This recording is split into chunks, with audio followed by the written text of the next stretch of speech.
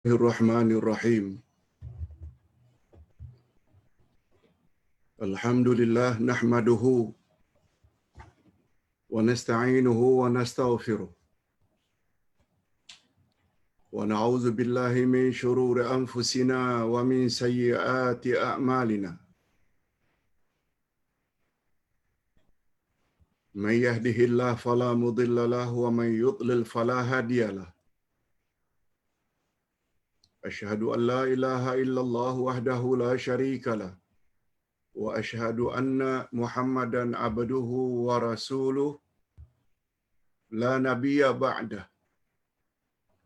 Allahumma salli wa sallim ala nabiyyina Muhammad wa ala alihi wa sahbihi ajma'in amma ba'd. Hadirin dan hadirat serta para pemirsa yang saya hormati, Assalamualaikum warahmatullahi wabarakatuh.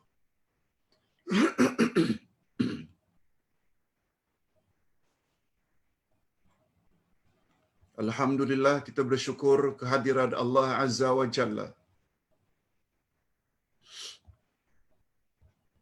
Berkat taufiknya, kita dapat meneruskan lagi pengajian kita pada pagi ini dengan satu topik yang cukup menarik, yaitu mengumpat yang dibolehkan. Mengumpat yang dihalalkan. Mengumpat tapi tidak berdosa.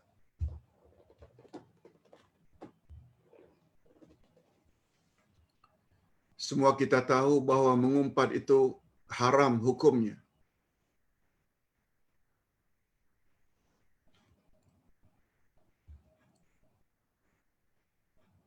Sebab Nabi Muhammad sallallahu alaihi wasallam pernah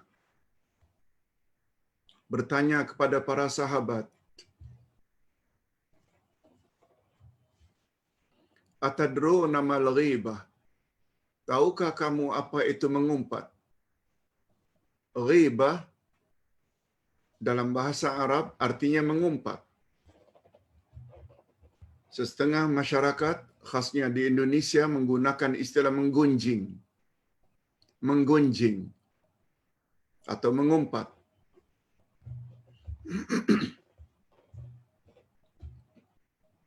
Para sahabat menjawab pertanyaan Nabi, Allahu wa rasuluhu a'lam. Hanya Allah dan Rasul sajalah yang lebih tahu apa itu mengumpat. Lalu Nabi sallallahu alaihi wasallam pun menjelaskan, "Zikruka akhaka bima yakrah." Kamu menceritakan perihal saudaramu yang jika dia dengar dia marah. Zikruka akhaka bima yakrah. Mengumpat ialah engkau menceritakan perihal saudaramu seagama yang bila dia dengar dia marah. Lalu sahabat bertanya lagi, "Bagaimana ya Rasulullah jika yang saya katakan tentang saudara saya itu sifat buruk itu memang ada padanya? Dia pembohong umpamanya. Dia penipu umpamanya. Dia tidak amanah umpamanya. Sifat itu memang ada padanya." Jawab Nabi. Coba dengar baik-baik jawab Nabi. Jika perkara yang kau ceritakan itu, keburukan, keaiban tersebut memang ada pada dirinya, itu yang namanya mengumpat. Tetapi apabila engkau ada-adakan perangai buruknya, padahal perangai buruk itu kau reka-reka sahaja, padahal perangai buruk itu tidak ada padanya, itu namanya buhtan. Buhtan sama dengan fitnah dalam bahasa kita. Mereka-reka cerita seseorang supaya orang lain benci kepadanya. Jadi berdasarkan hadis sahih tersebut, jelaslah bahawa mengumpat haram hukumnya. Nah, dalam hal ini, cukup itu sebagai mukaddimah. Hadis yang akan kita bacakan pada hari ini mengandung menceritakan aib orang lain tapi dibolehkan oleh agama. Tak membawa dosa, tidak haram hukumnya. Para ulama hadis ketika mengulas hadis ini, hadis yang akan kita baca ini, menyebut ada 6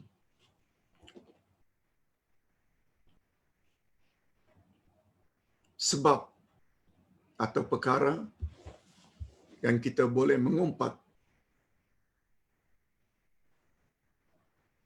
jika motifnya, tujuannya salah satu dari 6 perkara. Ustaz bacakan dulu hadisnya.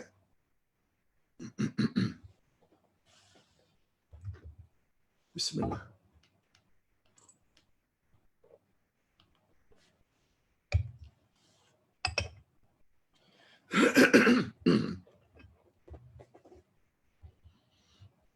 An Aisyah radhiyallahu anha qalat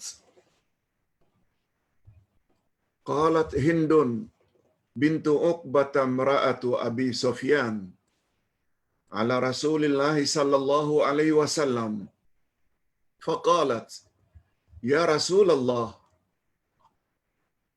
inna Aba Sufyan rajulun syahihun la yu'tini minan nafaqah ma yakfini wa yakfi baniya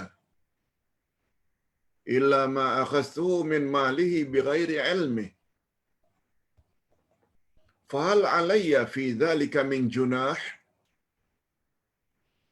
faqala Rasulullah sallallahu alaihi wasallam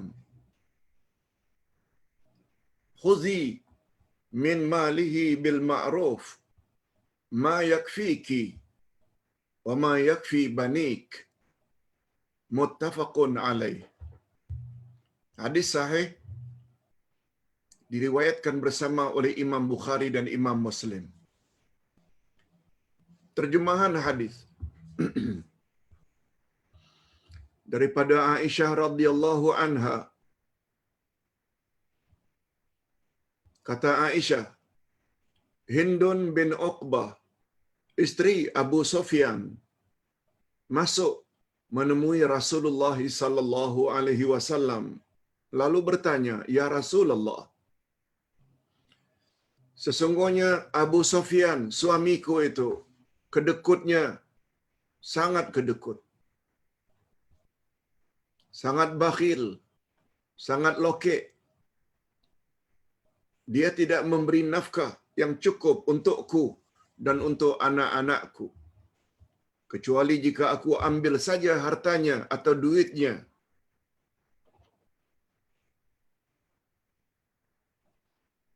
Tanpa pengetahuannya. Aku ambil duit dari koceknya, dari simpanannya, tanpa sepengetahuan Abu Sufyan. Adakah aku berdosa karena berbuat demikian? Termasukkah perkara itu dalam hal mencuri?" Maka jawab baginda Rasul sallallahu alaihi wasallam, "Ambillah hartanya atau duitnya dengan baik yang boleh mencukupi keperluanmu dan keperluan anak-anakmu." Hadis riwayat Imam Bukhari dan Imam Muslim.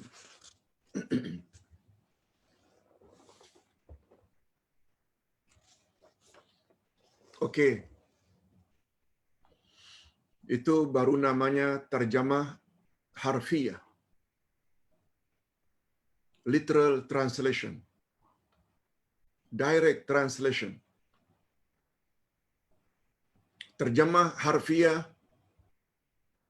belum sempurna. untuk mengambil hukum daripada hadis tersebut.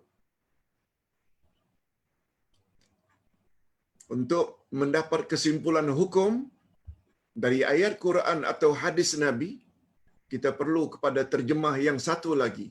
Namanya terjemah ma'nawiyah, yang untuk Al-Quran dipanggil tafsir dan untuk hadis dipanggil syarah.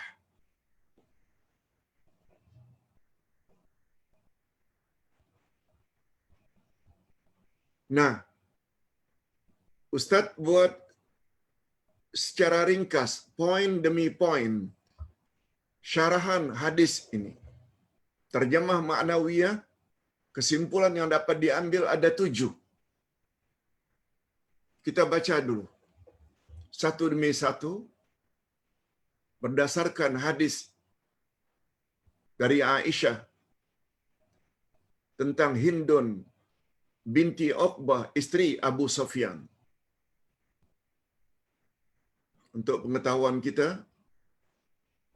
Hindun ini isteri Abu Sufyan. Abu Sufyan pada zaman jahiliyahnya setaraf dengan Abu Jahal, Abu Lahab. Abu Sufyan inilah yang menjadi panglima perang melawan Nabi Muhammad sallallahu alaihi wasallam dalam perang Uhud. Abu Sufyan ini sebelum dia memeluk Islam.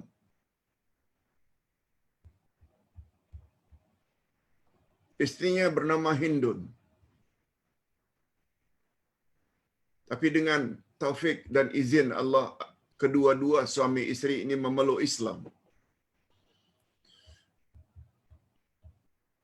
Setelah memeluk Islam, Hindun datang kepada Nabi bertanya tentang perihal atau sikap tidak baik suaminya, yaitu kedekut. Bagaimana sikap Nabi? Nabi marahi ke Hindun menceritakan aib suaminya, kedekut, lokek. Cuba ikuti tafsirannya atau syarahannya.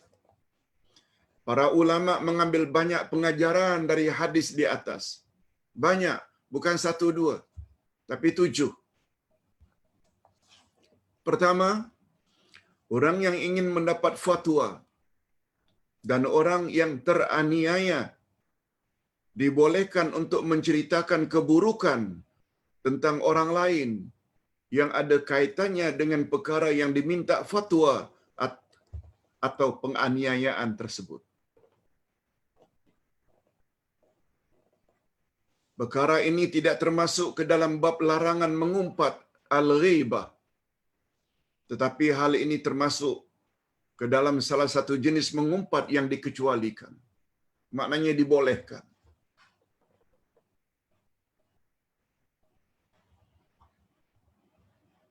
Karena kedatangan Hindun tadi kepada Nabi Muhammad sallallahu alaihi wasallam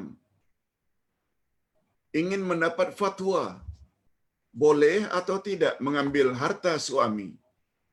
Andai kata suami itu tidak beri saraan hidup. Balik-balik taunya makan, balik-balik taunya makan, tapi biaya dapur tidak diberi. Itu tujuan Hindun datang kepada Nabi sallallahu alaihi wasallam karena minta fatwa. Bukan saja-saja tidak menceritakan aib suaminya. 1. Yang kedua, pengajaran yang dapat diambil dari hadis tadi, nafkah isteri adalah tanggungjawab atau kewajiban suami. Ingat para suami, walaupun gaji isteri itu lebih besar dari gaji suami, kewajiban menyara isteri tetap kewajiban suami. Adapun kadar nafkah ialah secukupnya Sebab Nabi tadi menyebut, ambillah Hindun, duit suamimu Abu Sofyan itu secukupnya. Jangan ambil banyak-banyak. Jangan ambil kesempatan dalam kesempitan. No, ambillah secukupnya. Ini sebagaimana yang diisyaratkan oleh Nabi sallallahu alaihi wasallam dalam hadis tersebut. Ambillah dengan baik. Khuzi bil ma'ruf. Khuzi min malihi min bil ma'ruf. Ambillah dari duitnya atau hartanya dengan ma'ruf, dengan baik. Nanti kita jelaskan makna dengan baik. Dan mencukupkan keperluanmu dan keperluan anak-anakmu. Yang ketiga, pengajaran yang dapat diambil dari hadis, kadar kecukupan yang dimaksudkan ialah berdasarkan adat atau keadaan manusia. Bil ma'ruf diambil dari kata al-urf. Al-urf maknanya kebiasaan, adat sesuatu tempat.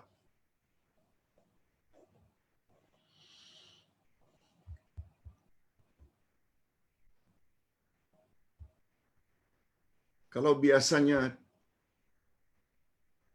keperluan sehari untuk suami, isteri dan anak-anak dalam biaya RM50, umpamanya, ambillah RM50. Kalau kebiasaannya diperlukan RM75, ambillah RM75. Kalau 100. Sebab keadaan keuangan biasanya ada kaitannya dengan masa, juga ada kaitannya dengan tempat. Barangkali mereka yang hidup di Kuala Lumpur beza dengan mereka yang hidup di perkampungan. Hidup di satu bandar kota berbeza dengan kota yang lain. Yes, itu maknanya ambillah dengan secara ma'ruf. Dari kata urf, yaitu kebiasaan. Karena perbezaan masa dan tempat. Apakah dia orang yang hidup senang atau dia orang yang hidup susah, itu pun menjadi ukuran.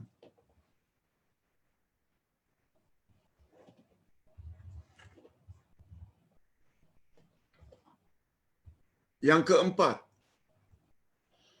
jika orang yang wajib mengeluarkan nafkah tersebut enggan memberinya kepada pihak yang berhak menerimanya atau bersifat sangat kedekut, maka orang yang berhak menerimanya atau orang yang mengatur perbelanjaan anak-anaknya itu dibolehkan mengambil harta atau duit orang tersebut walaupun tanpa pengetahuannya. Walaupun tanpa pengetahuannya. Ini karena sebabnya nyata, isteri perlu makan, anak-anak juga perlu makan. Pada masa yang sama, suami atau bapa mereka tak beri nafkah. Itu maknanya, buktinya nyata. Dia memang berhak untuk mendapat saraan. Dan ini bukan khianat. Dan itu tidak termasuk bab khianat. Dan ini tidak termasuk ke dalam larangan Nabi. Jangan kamu khianat kepada orang yang mengkhianati kamu. Kita dah pernah jelaskan perkara ini dalam buku Akidah 2 ketika kita membahas tentang sifat-sifat Allah.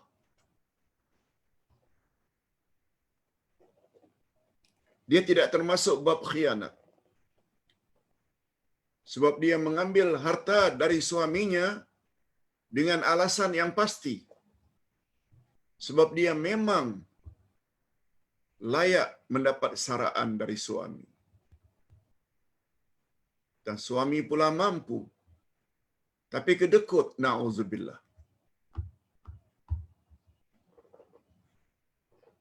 Ini jadi pengajaran pada ibu-ibu.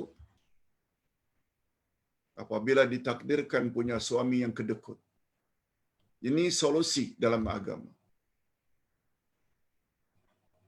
Bila ditanya mengapa boleh, Nabi tak ada sebut pun, boleh, tak. Dalam kaedah ilmu hadis,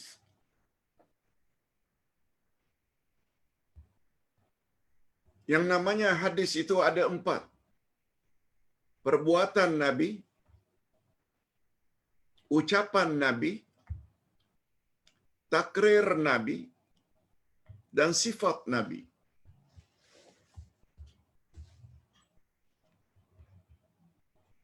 Perbuatan Nabi seperti Nabi salat tahajud, witir, rawatib. Lalu kita ikut, itu maknanya kita ikut sunnah Nabi, sunnah perbuatan.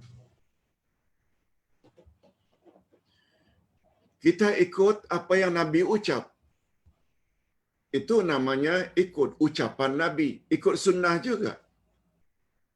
Contoh, innamal a'malu binniyat. Sesungguhnya amalan itu diterima berdasarkan niat. Nabi yang ucap.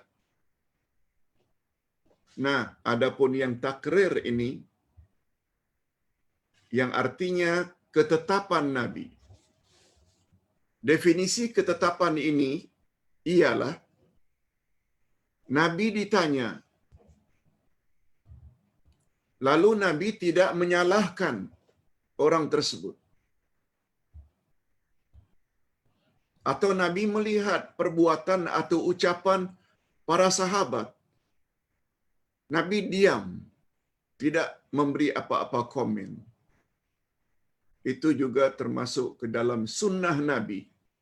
Cuma sunnah bahagian takrir. Ustaz buat contoh.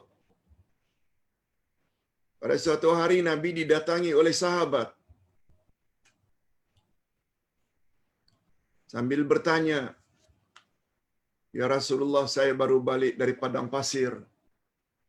Di satu perkampungan di padang pasir ada satu orang yang sakit,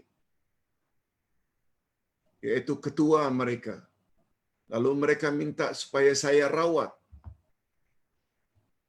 Lalu saya pun penuhi harapan mereka. Saya rawat dengan membaca surat Al-Fatihah kepada pesakit. Dengan izin Allah sembuh, ya Rasulullah. Tanpa saya duga, mereka bagi saya beberapa ekor kambing. Pertanyaan saya, bolehkah saya merawat dengan surat Al-Fatihah? Satu. Yang kedua, halalkah bagi saya menerima hadiah kambing tersebut? Karena telah menolong mereka, merawat ketua kampung mereka. Nabi hanya jawab, sayang betul aku tidak bersama kamu, kalau tidak aku juga dapat hadiah kambing. Jawaban Nabi ini tidak mengandung apa-apa larangan. Ini namanya sunnah takrir. Itu sebabnya apabila cucu anak kita demam panas, kita baca surat Al-Fatihah atau kita baca pada air, suruh dia minum, boleh dalam agama. Dan itu sunnah Nabi sallallahu alaihi wasallam. Sama halnya dengan pertanyaan Hindun. Apa hukumnya ya Rasulullah? Suami saya yang kedekut tidak mau beri saraan hidup untuk saya sebagai istrinya dan anak-anaknya. Lalu saya ambil. Nabi hanya komen, ambillah secukupnya. Nabi tidak kata jangan cakap begitu. Itu namanya mengumpat. Mengumpat itu kan haram. Nabi tak sebut itu semua. Yes. Ini namanya sunnah takrir. Okey. Yang kelima, pengajaran yang dapat kita ambil dari hadis di atas, nafkah anak adalah kewajiban dan tanggungjawab ayahnya. Ayah. Bukan tanggungjawab ibu. Bukan pula tanggungjawab orang-orang lain seperti datuknya, pamannya, pakciknya, dan lain-lain. Saraan anak-anak kewajiban ayah atau si bapa. Yang keenam, bahawa orang yang diserahkan tanggungjawab mengatur sesuatu urusan perbelanjaan dan keuangan dapat diterima ketentuannya tentang jumlah kadar yang diperlukan karena dia adalah orang yang memikul amanah dan dia memiliki kuasa dalam hal itu. Oleh sebab itu, suami jangan pertikaikan berapa jumlah, berapa bilangan saraan tersebut. Sebab mereka yang berbelanja, mereka yang tahu.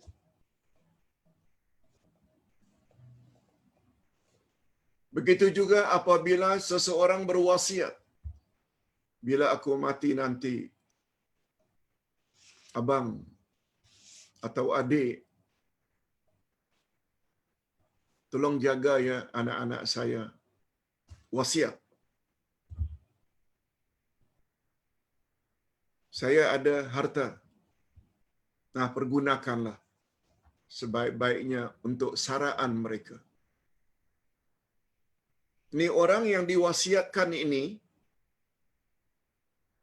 setelah meninggalnya orang yang berwasiat,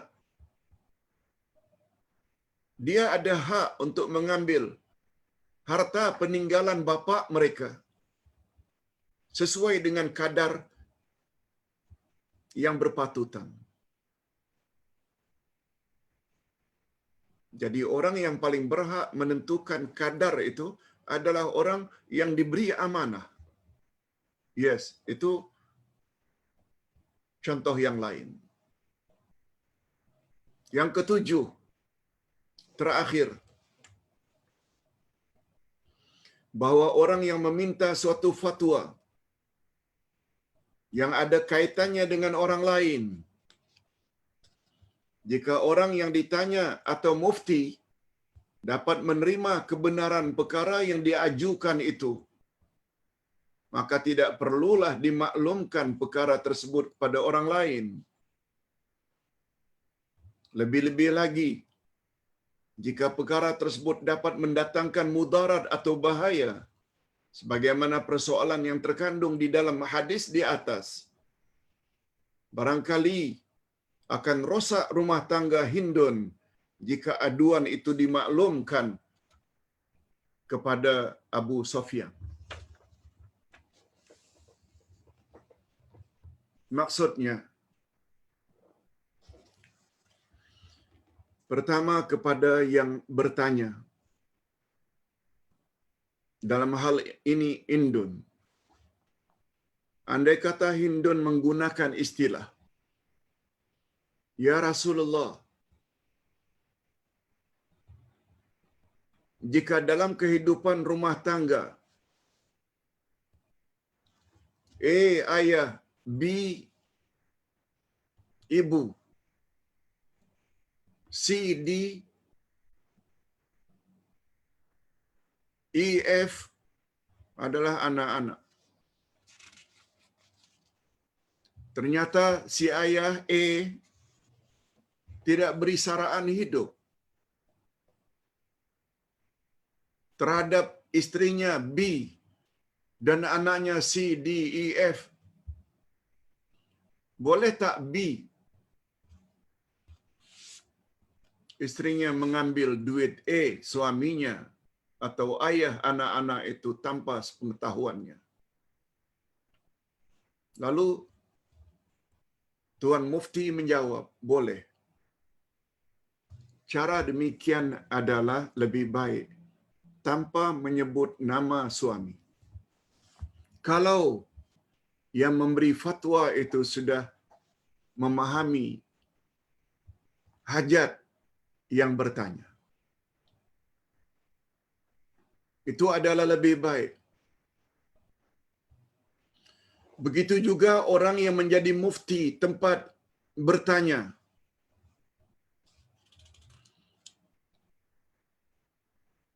Walaupun si isteri mengadu kepada mufti dengan menyebut nama suaminya, mufti tak sewajarnya memaklumkan perkara yang dipertanyakan isteri kepada suaminya.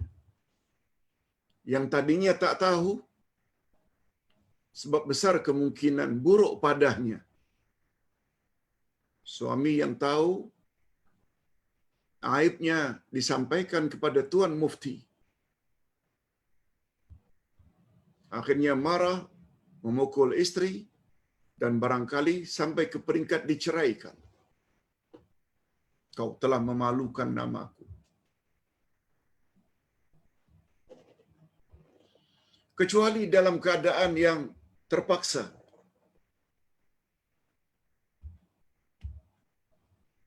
Nah, ini pembahasan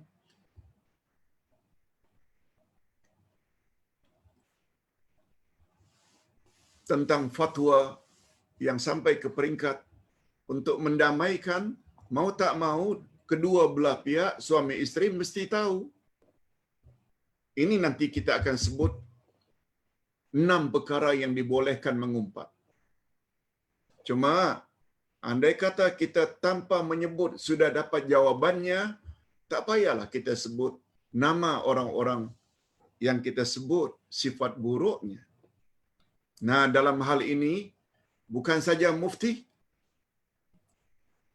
guru agama kita, kiai kita, ustaz kita, kadang-kadang jamaah juga perlu bertanya tentang hukum sesuatu. Boleh ditanya, tapi dengan syarat mesti kepada orang yang boleh memberi fatwa, bukan sembarang orang. Lalu kita jaja dan kita sebar-sebarkan keburukan suami atau keburukan isteri, tak boleh. Mesti kepada orang yang mampu memberi fatwa berdasarkan dalil-dalil Quran dan sunnah Nabi sallallahu alaihi wasallam, tak salah. Oleh sebab itu, para ustaz yang ditanya juga tidak boleh menceritakan pada orang lain. Okey. Nah, sekarang kita masuk kepada intinya. Jenis-jenis mengumpat yang dibolehkan. Ustaz baca sedikit. Sebagaimana kita sama-sama maklum bahawa hukum mengumpat adalah haram. Mengumpat ialah menceritakan tentang aib atau keburukan seseorang, yang apabila orang tersebut mendengarnya, maka dia akan marah dan benci. Ustaz dah bacakan hadis ini tadi. Ustaz ulang sekali lagi. An Abi Hurairah radhiyallahu anhu anna Rasulullah sallallahu alaihi wasallam qala atadruna mal ghibah qalu Allahu wa rasuluhu a'lam qala zikruka akhaka bima yakrah qila afaraita in kana fi akhi ma aqul qala in kana fihi ma taqul faqad igtabta wa in lam yakun fihi ma taqul faqad bahatta. Hadis sahih riwayat Imam Muslim. Hadis sahih riwayat Imam Muslim.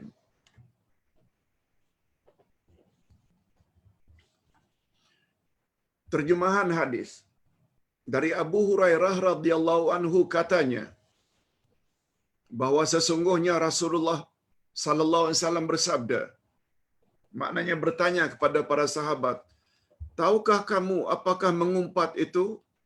Mereka para sahabat menjawab, hanya Allah dan Rasulnya yang lebih mengetahui.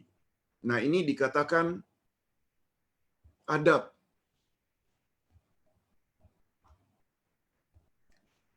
Kalau kita ditanya sesuatu, lalu kita tak dapat menjawab, katakan saja wallahu a'lam. Itu adab. Jangan jawab sesuka hati. Sebab bila jawabanmu itu salah, kamu berdosa. Sebagaimana sikap para sahabat begitu ditanya, tahukah kamu sekalian apa itu mengumpat? Hanya Allah dan Rasulullah yang lebih tahu. Karena ketika itu ada Rasul. Coba dengar apa jawab Rasul. Kamu menyebut tentang saudaramu perkara yang dia benci. Lalu dikatakan lagi oleh sahabat, bagaimana pandangan Tuhan jika perkara yang diperkatakan itu ada padanya? Dia tidak amanah, dia pembohong. Umpamanya dia memang pembohong.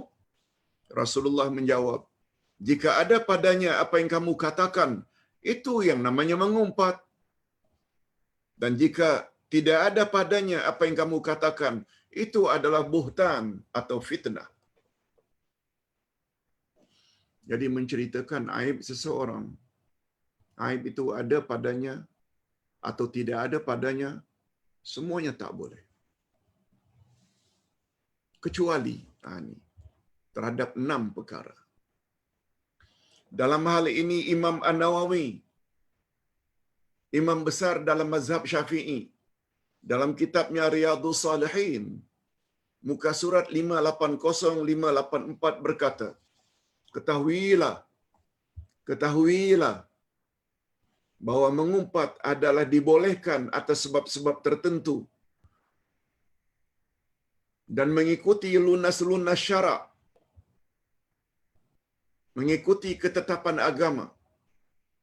Jika sesuatu yang penting tidak mungkin tercapai kecuali dengannya.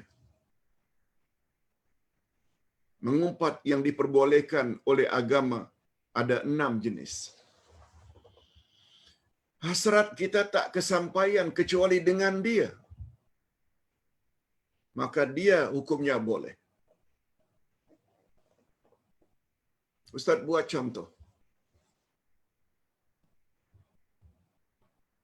Sebelum salat, wajib ke, sunat ke, mesti wuduk. Sebab kewajiban salat atau sunatnya salat itu tak sempurna tanpa wuduk.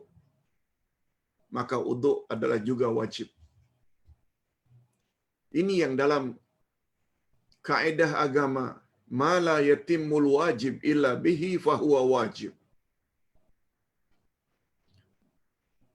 Tidak sempurna suatu kewajiban kecuali dengannya, maka dia hukumnya juga wajib.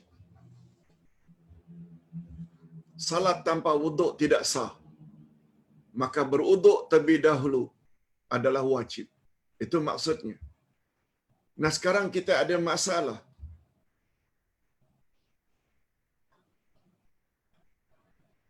Ingin bertanya apa hukumnya? Kalau kita tak sebut perkara buruk tersebut yang menimpa kita, Tuan Mufti tidak boleh jawab. Lalu kita terpaksa menceritakannya. Dia suami saya, Tuan Mufti. Dia telah pukul saya lebam-lebam. Apa yang saya patut? Nah, siapa pukul kamu? Suamiku. Sebab Tuan Mufti tidak akan dapat mengeluarkan hukum atau fatwa kalau perkara itu disembunyikan. Maka mendedahkan itu adalah suatu keperluan.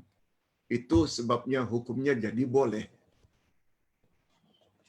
Pertama sekali, dari 6 perkara yang dibolehkan yaitu kes penganiayaan.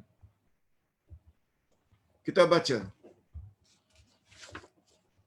Dibolehkan kepada orang yang dianiaya untuk mengadu kepada pihak berkuasa seperti sultan, qadi, mufti, hakim mahkamah syariah, pihak yang mempunyai kuasa untuk memberi keinsafan dan kesadaran kepada orang yang menganiaya itu. Umpamanya, si fulan telah menganiaya saya begini dan begitu.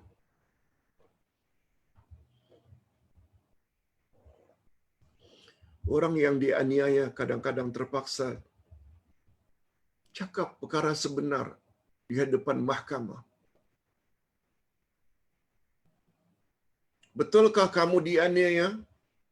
Betul, Tuan. Siapa yang menganiaya kamu? Si Fulan bin si Fulan. Dia adalah jiran saya. Dia adalah suami saya. Dia adalah uncle saya. Sebut itu dibolehkan. Sebab hakim mahkamah tidak dapat menetapkan hukum kalau perkara itu tidak didedahkan. Jadi pertama, bila kes itu kes penganiayaan, tak dosa. Yang kedua, mohon bantuan mencegah kemungkaran. Mohon bantuan mencegah kemungkaran. Ustaz baca dulu. Umpamanya seseorang berkata kepada pihak polis atau kepada pihak pencegah maksiat, si fulan itu telah berbuat perkara sumbang. Tolong Tuan cegah perkara tersebut. Maksud orang itu ialah menjadikan pihak berkuasa sebagai orang tengah untuk mencegah kemungkaran. Tetapi jika tidak dengan maksud itu, maka hukumnya tetap haram. Contoh, Tuan yang bertugas sebagai pencegah maksiat. Jiran saya seorang janda. Setiap saya keluar rumah untuk pergi ke surau atau ke masjid salat subuh, setiap kali itu pula lelaki yang tak dikenal keluar dari rumah tersebut.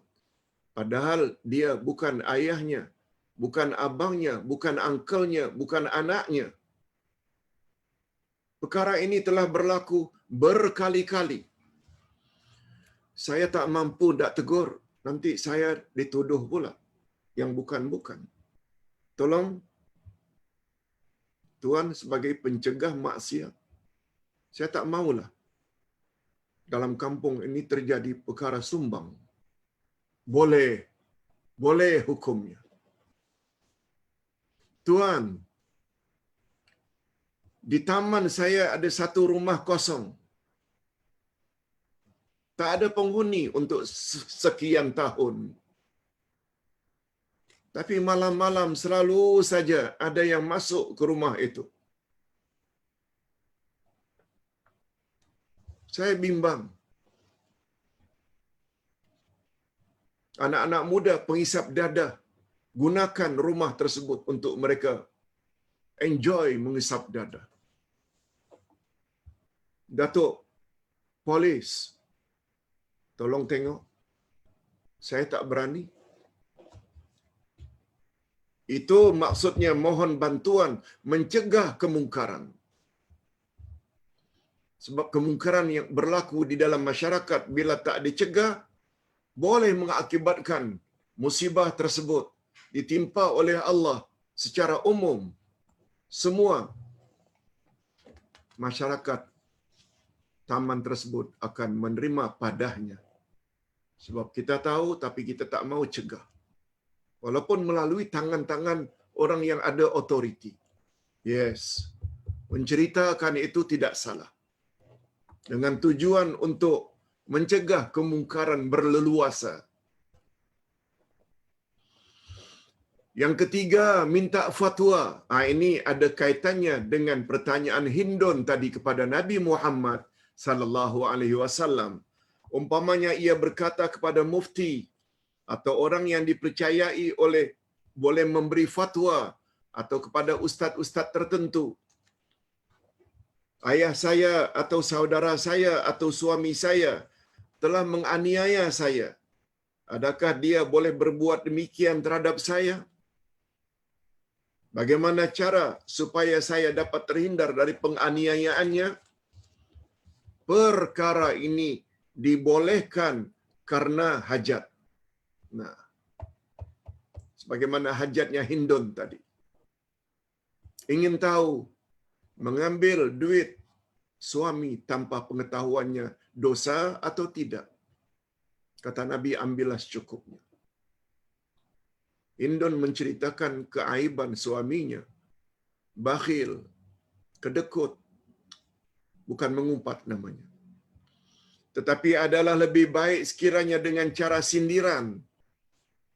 Sudah tercapai tujuannya sebagai Ustaz gunakan tadi. Tidak dikatakan suami atau sesiapa, tapi gunakan A. Kalau berbuat begini terhadap B, istrinya, tak mau beri saraan, boleh tak B, istrinya mengambil duit B, mengambil duit A tanpa sepengetahuannya. Kalau itu sudah memadai, itu adalah lebih baik. Namun demikian, menyebut nama orang yang menzalimi adalah dibolehkan, sebagaimana dalam hadis Hindun di atas. Yang keempat, mengajak muslimin agar bersikap berhati-hati. Tujuan kita supaya orang Islam jangan terpedaya. Lalu kita pun nasihat. Apa contohnya? Ini dia. Umpamanya kita menyebut tentang keaiban periwayat hadis. Seperti dia itu yang meriwayatkan hadis itu pendusta. Dia tidak amanah. Dia kurang kuat ingatannya dan lain-lain. Perkara ini dibolehkan karena tujuan kita berbuat demikian semata-mata ingin menjaga keaslian hadis Nabi sallallahu alaihi wasallam. Hadis Nabi ada yang sahih, ada yang hasan, ada yang dhaif, ada yang maudhu', palsu. Jika hadis itu palsu, sedangkan kita tahu, diviralkan, akhirnya banyak orang ramai mempercayainya. Nah, untuk menyelamatkan hadis Nabi daripada dipalsukan, dan kita pula tahu hadis itu palsu, berdasarkan penilaian ulama-ulama hadis, wajib kita sampaikan. Hadis itu palsu, karena dia diriwayat oleh si fulan. Dan kata ulama hadis, si fulan itu tidak kuat ingatannya, dia pernah berbohong, dan lain-lain. Yes, itu namanya menceritakan juga aib periwayat hadis. Tapi demi menjaga keaslian hadis Nabi, dibolehkan. Sebab tanpa berbuat demikian, maka akan terdedahlah hadis Rasul dengan pemalsuan. Atau paling kurang, supaya orang ramai jangan sampai menyangka hadis-hadis tersebut sebagai hadis yang sahih. Apalagi jika orang berkenaan sememangnya orang yang suka memalsukan hadis dan menyatakan keaiban orang lain, itu juga boleh jika kita diminta pandangan tentang pribadi seseorang yang akan menjadi rakan kongsi perniagaan atau menitipkan amanah atau urusan perkahwinan, demikian juga dengan berjiran dan sebagainya. Ustaz buat contoh. Semalam Ustaz tegur satu grup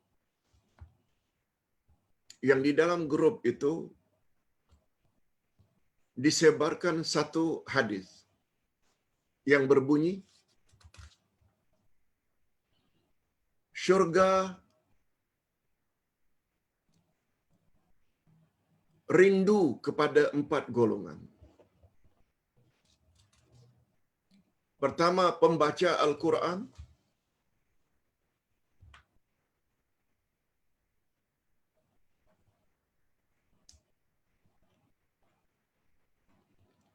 Yang kedua, orang yang suka memberi makan orang-orang yang lapar.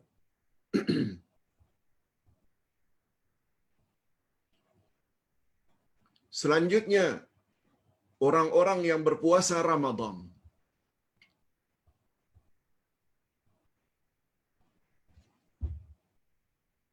Betul tak semuanya ini baik sekali? Kata Ustaz berkenaan, semuanya kita rindu kepada syurga. Sekarang syurga pula rindu kepada orang-orang berkenaan. Disebut pula Orang-orang itu antara lain yang membaca Al-Quran. Orang tersebut dapat menjaga lisan, hifzul lisan. Pertama, talil Quran, orang yang membaca Quran. Yang kedua, orang yang dapat menjaga lidahnya. Yang ketiga, orang yang suka memberi makan orang-orang yang lapar. Yang keempat, orang-orang yang berpuasa Ramadan. Syurga rindu kepada mereka. Betul tak keempat-empat itu memang cantik belaka? Baca Quran bagus, jaga lidah juga bagus, memberi makan orang yang lapar juga bagus. Lebih-lebih lagi orang yang melakukan puasa Ramadan. Begitu Ustaz terlihat, Ustaz kebetulan menjadi salah seorang dalam grup tersebut. Ustaz katakan, berdasarkan kajian Ustaz, hadis tersebut adalah palsu. Sila baca link ini. Bukan kata kepalsu saja. Link. 2 link Ustaz kirim ke dalam grup tersebut. Alhamdulillah diterima baik. Terima kasih Pak Ustaz. Kami tak tahu. Nah, itu di antaranya. Dibolehkan menceritakan keaiban orang-orang tertentu, khasnya periwayat-periwayat hadis, kalau hadis itu palsu. Tidak salah. Begitu juga apabila orang bertanya, saya bercadang, tidak berjiran dengan, kamu kan tinggal di taman itu, saya akan berpindah ke taman itu, cuma berjiran dengan si fulan, si fulan, si fulan. Baguskah? Kalau kita tahu jiran itu memang tidak baik, kita boleh nasihatkan. Kalau boleh cari rumah lain lah. Atau kita punya anak gadis. Ada orang yang ingin meminang anak gadis kita. Kalau orang yang meminang itu berdekatan, juga kawan daripada kawan kita. Lalu sebelum kita terima pinangan, kita tanya pada kawan kita, awak kan kawan baik dengan si fulan. Dia bercadang, ingin meminang anak saya. Baik ke dia. Kalau kita tahu pasti, dia memang pengisap dada, dia memang pemabuk, dia memang orang yang tidak baik, katakan kepada rakan kita, terserah pada awak, setahu saya, dia itu begini, begini, begini. Lalu kita sebutkan keaibannya dan celaannya, boleh hukumnya. Dengan tujuan untuk menolong kawan kita supaya anak gadisnya jangan teraniaya kemudian hari.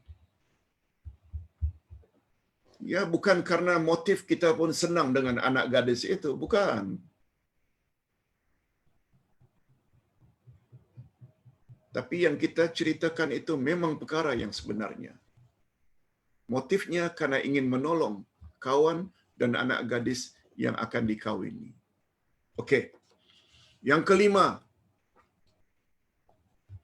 jika melakukan maksiat dan bid'ah secara terang-terangan, umpamanya minum arak secara terang-terangan, atau seorang guru agama yang mengajar ajaran-ajaran sesat, seperti syirik dan bid'ah atau bomo, dan dukun-dukun yang menggunakan amalan-amalan syirik, kita diperbolehkan menyebut keburukan atau keaiban orang-orang berkenaan, supaya muslimin yang lain dapat sentiasa waspada dan tidak terpedaya oleh mereka.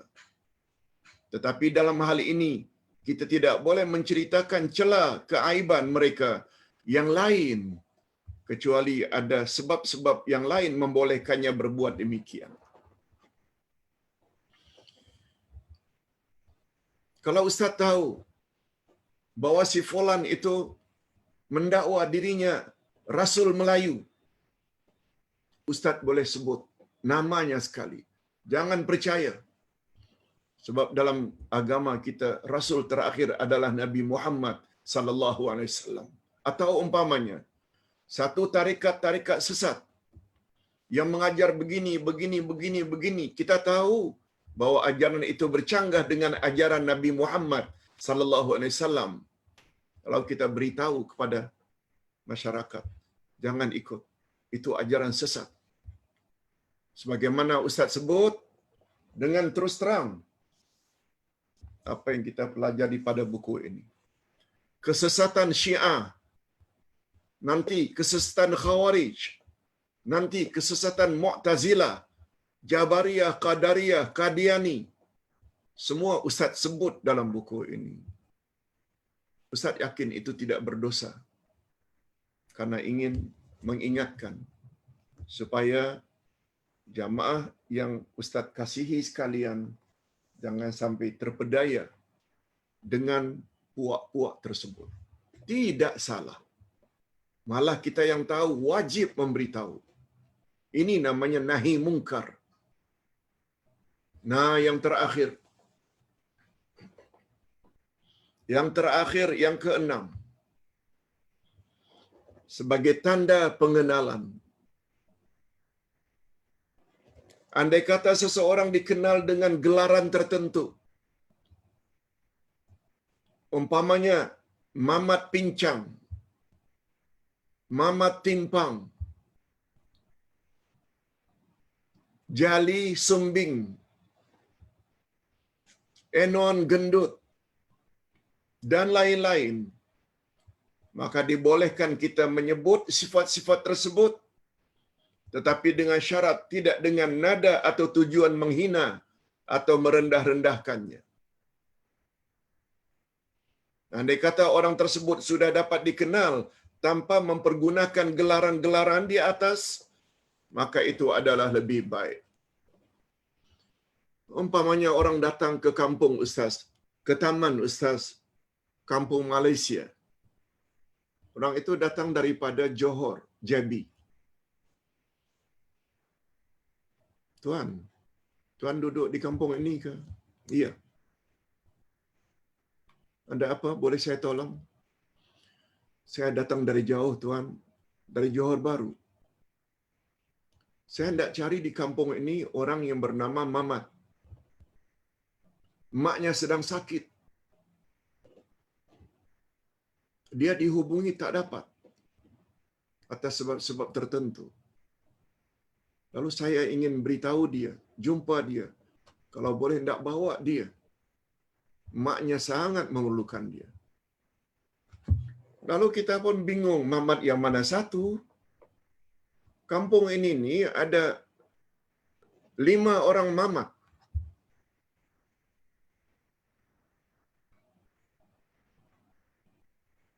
Mamat namanya Mamat.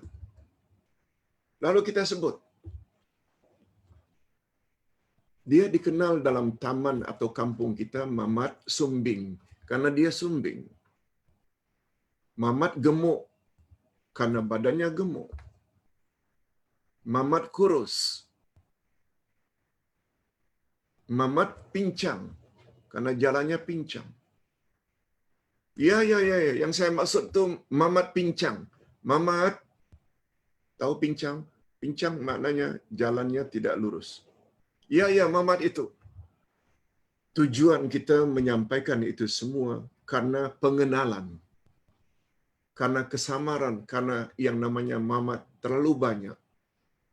Apakah yang Tuan maksudkan itu Mamat yang bibirnya sumbing? Ya, yang itu tu.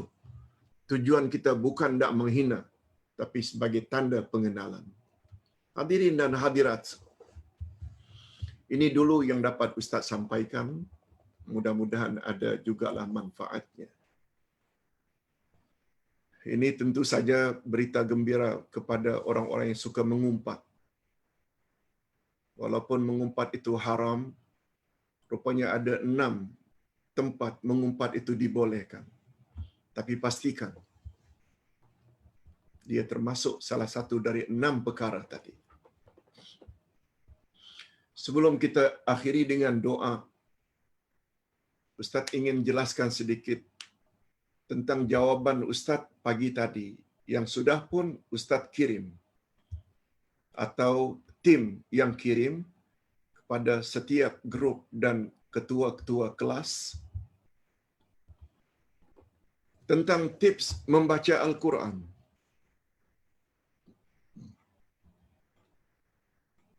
Ada satu bahagian yang Ustaz terlupa tidak sebut.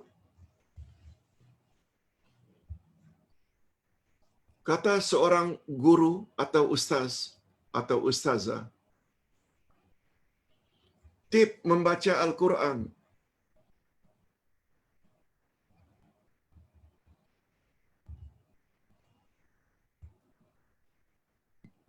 Pertama sekali, kita hendaklah pandang Al-Quran itu dengan tersenyum. Kemudian kita ambil Quran, lalu kita cium. Lalu Quran kita peluk.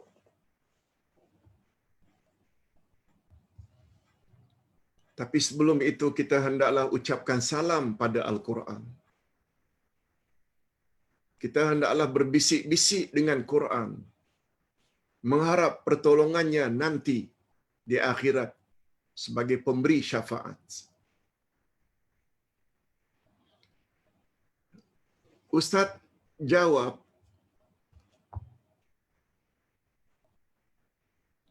Ustaz ingin tegaskan bahawa semua itu tidak pernah datang dari Nabi sallallahu alaihi wasallam.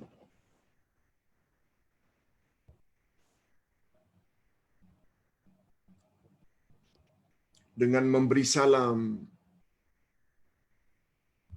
dengan bercakap, berbisik-bisik dengan Quran. Cuma Ustaz dalam jawaban itu, Ustaz kata, walaupun tidak pernah datang suruhan Nabi sallallahu alaihi wasallam dan para sahabat tentang mencium Al-Quran, memeluk Al-Quran, menurut pandangan Uday, tidak ada salahnya sebagai tanda cinta dan kasih kita kepada Al-Quran. Ustaz tidak sebut-sebut tentang memberi salam. Ustaz tidak sebut-sebut tentang berbisik-bisik dengan Al-Quran. Yang itu jangan. Yang itu jangan buat.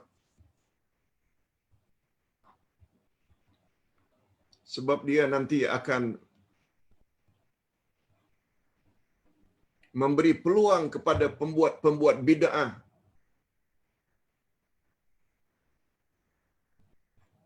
Sebagaimana sesetengah ustaz mengatakan, apabila awak bangun dari tidur, awak mesti bercakap dengan diri awak. Kemudian awak mesti hadiahkan Al-Fatihah pada diri awak. Baru hadiah kepada orang lain. Semuanya ini tak boleh dilakukan. Begitu juga memberi salam pada Al-Quran, berbisik-bisik minta pertolongan pada Al-Quran, jangan dilakukan. Tapi sekedar memeluk dan mencium, insya-Allah bagi pandangan Uday, boleh setuju, boleh tak setuju, ini boleh hukumnya. Lalu Ustaz buat contoh. Di dalam Al-Quranul Karim sangat banyak perintah Allah agar kita berbuat ihsan pada mak bapak.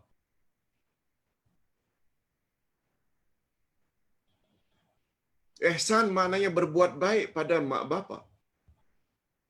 Memenuhi hajat mereka. Sopan santun. Berkata dengan mereka dengan lemah lembut. Tidak meninggi suara. Penuhi hajat dan keperluan mereka. Senangkan hati mereka. Itu makna ihsan. Tetapi sebagai tanda sayang dan cinta kita, lalu kita cium mak bapak kita, lalu kita peluk mak bapak kita, salahkah? Bagi Ustaz tidak salah. Walaupun perbuatan tersebut memeluk dan mencium tidak pernah datang dari Nabi sallallahu alaihi wasallam. Oleh sebab itu, sebagaimana amalan orang-orang tua kita dahulu, ambil Quran, cium karena dijunjung sebagai pernyataan hormat kita kepada nikmat yang maha agung ini. Bagi ustaz tidak salah. Tapi bukan memberi salam ya. Bukan berbisik-bisik, Quran nanti, jangan lupa tolongkan aku, beri aku syafaatmu. No, yang itu tidak. Ustaz hanya fokus kepada cium dan peluk, insya-Allah tidak mengapa. Cuma timbul persoalan. Apa persoalannya? Apakah hormat cinta kepada Quran cukup dia dipeluk dan dicium? Tanpa kita laksanakan suruhan-suruhan Al-Quran, tanpa kita jauhi larangan-larangan yang terkandung dalam Al-Quran. Apakah sudah memadai kita berbuat ihsan pada mak bapak? Peluk tiap hari, cium tiap hari. Suruhan mak bapak tidak dibuat, larangan mak bapak tidak dijauhi. Wajarkah dikatakan beradab kepada ibu bapa? Malah sebaliknya, bila suruhan mak bapak kita patuhi, larangan mak bapak kita jauhi, walau kita tak pernah cium dan peluk, itu lebih memenuhi kehendak ihsan. Itu sebabnya, kata Ustaz pada penghujung, itu sebabnya Dr. Ahmad Asrar berkata di dalam kitabnya Madza yajibu 'alal muslimin tijahal Quran. Apakah kewajiban orang Islam terhadap Al-Quran? Kata beliau, ada 5. Itu adab yang sebenarnya terhadap Al-Quran. Beriman pada Quran, baca Quran dengan tajwid yang betul, fahami Quran melalui tafsir, amalkan isi kandungan Al-Quran dalam kehidupan sehari-hari, dan yang kelima, tablighuhu ilal akharin, sebar-sebarkan apa yang kita fahami dalam Al-Quran yang telah kita amalkan kepada orang lain. Ini sekedar tambahan. Mudah-mudahan apa yang Ustaz sampaikan ini ada manfaatnya. Kita akhiri dengan doa. Alhamdulillah Rabbil Alamin. Wassalatu wassalamu ala asyrafil anbiya'i wal mursalin wa ala alihi wa sahbihi ajma'in. Rabbana ighfir lana dhunubana wa liwalidina warhamhum kama rabbawna shighara. Rabbana hab lana min azwajina wa dhurriyyatina qurrata a'yun waj'alna lil muttaqina imama. Ya Allah, ya Tuhan kami, ampunkanlah dosa kami dan dosa kedua ibu bapa kami. Dan cucurilah mereka rahmat-Mu, kasih sayang-Mu, sebagaimana mereka telah didik kami sejak dari kecil. Ya Allah, berilah kami pasangan hidup dan zuriat keturunan yang menyedapkan pandangan mata dan hati kami. Dan jadikanlah kami pemimpin bagi orang-orang yang bertakwa. Allahumma aslih lana dinana alladhi wa ismatu amrina. Wa aslih lana dunyana allati fiha ma'ashuna. Wa aslih lana akhiratana allati ilaiha ma'aduna. Waj'alil hayata ziyadatan lana fi kulli khair. Waj'alil mauta rahatan lana min kulli syarr. Ya Allah, perbaikilah agama kami sebab dia dapat mengatur segala urusan kami. Ya Allah, perbaikilah dunia kami sebab padanya kami menjalankan kehidupan. Ya Allah, perbaikilah akhirat kami sebab kepadanya semua kami akan menuju. Ya Allah, jadikanlah sisa-sisa hidup kami ini sebagai tanda pertambahan amal-amal saleh kami. Dan jadikanlah kematian kami kelak sebagai tanda berakhirnya dosa-dosa kami. Ya Allah, angkatkanlah bala, wabak, penyakit-penyakit yang berjangkit khasnya COVID-19 daripada keluarga kami,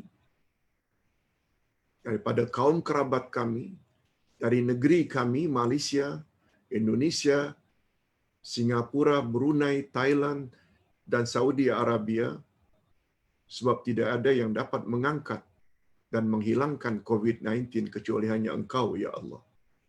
Rabbana atina fid dunya hasanah wa fil akhirati hasanah wa qina azaban nar.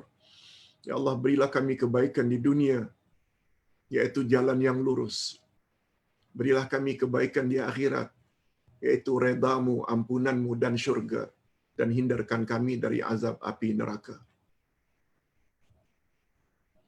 Allahumma hdina siratal mustaqim, siratal ladzina an'amta alaihim minan nabiyyin was-siddiqin wasyuhada was-salihin.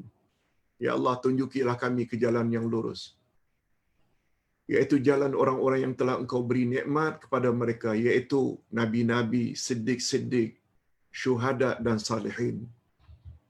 Oleh sebab itu, ya Allah, berilah kami sebagai umat akhir zaman untuk mengikuti jejak langkah sunnah Nabi Muhammad sallallahu alaihi wasallam dan sunnah khulafaur rasyidin, yaitu Abu Bakar, Umar, Utsman dan Ali, dan orang-orang saleh lainnya.